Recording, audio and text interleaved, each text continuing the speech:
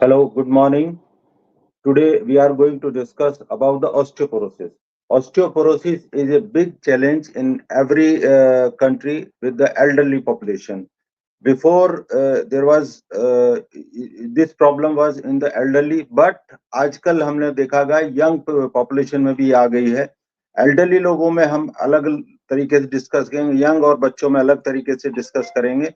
ये basically elderly लोगों में हार्मोनल डिस्टरबेंस की वजह से होता है.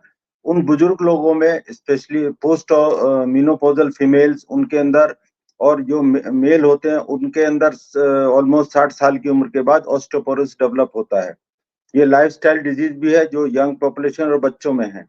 एल्डरली लोगों में ऑस्टियोपोरोसिस की जगह हिप के फ्रैक्चर्स बड़े कॉमन हैं और रिस्ट के फ्रैक्चर्स बड़े कॉमन हैं, जबकि बच्चों के अंदर ये सब चीजें पेन और डिफॉर्मिटी के रूप में डेवलप होते हैं. एल्डरली लोगों में जो फ्रैक्चर्स होते हैं वो एल्डरली लोगों में जो फ्रैक्चर्स होते हैं उनका इलाज सर्जरी है, लेकिन जैसे spine fracture, wrist fracture conservative manage होते हैं.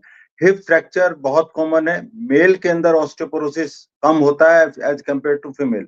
ऑलमोस्ट फीमेल्स के अंदर ऑस्टियोपोरोसिस जस्ट डबल होता है. तो हिप फ्रैक्चर में आप जानते हैं mortality and morbidity is almost 50% after the 2 years. आप सर्जरी करें ना करें वो mortality rate is very high. Surgery करना जरूरी रहता है. Sir, sorry to interrupt you. Sir, please rotate your phone, sir.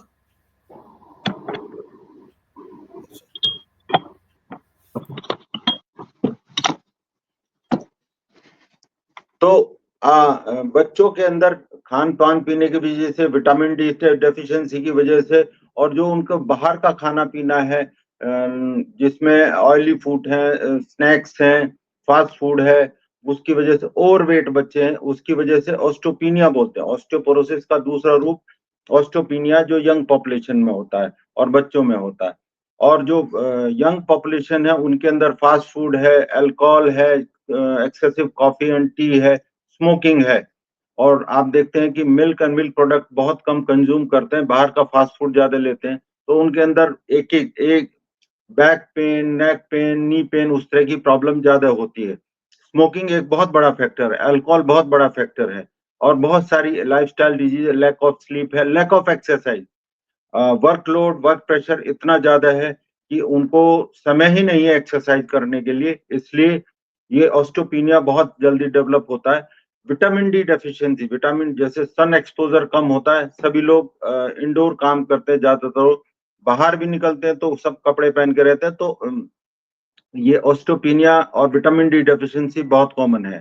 तो इन सब चीजों को काउंटर करने के लिए कुछ चीजें हैं, जैसे कि आपको रेगुलर एक्सरसाइज करना, मिल्क एंड मिल्क प्रोडक्ट जो है रेगुलरली, जो कैल्शियम की चीजें लेना, विटामिन डी सप्लीमेंटेशन. अगर सूरज की रोशनी में रोज आधा घंटा बैठ पाए तो बहुत अच्छा, अगर आधा घंटा नहीं बैठ सकते तो वो सूरज की रोशनी को कंपनसेट करने एटलीस्ट विटामिन डी सप्लीमेंट किसी भी फॉर्म में आप हफ्ते 2 हफ्ते में लेते रहिए. और रोज एटलीस्ट आधा घंटा एक्सरसाइज बोन को, बॉडी को फिट करने के लिए, बोन के लिए नहीं, आप हार्ट के लिए भी और शरीर के दूसरों हिस्सों को भी फिट करने के लिए रोज आधा घंटा एक्सरसाइज, वॉक जरूर करना चाहिए.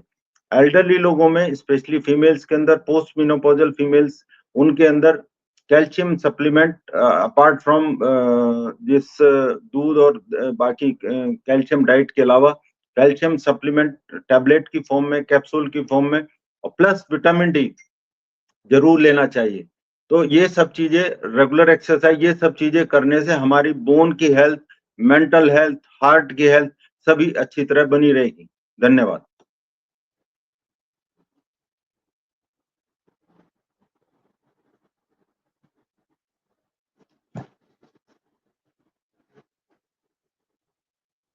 Any question?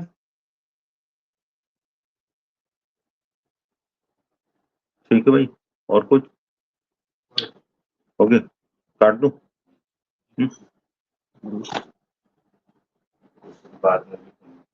No, sir. There are no questions currently. Okay, thank you very much. Almost 5 minute हो गया है.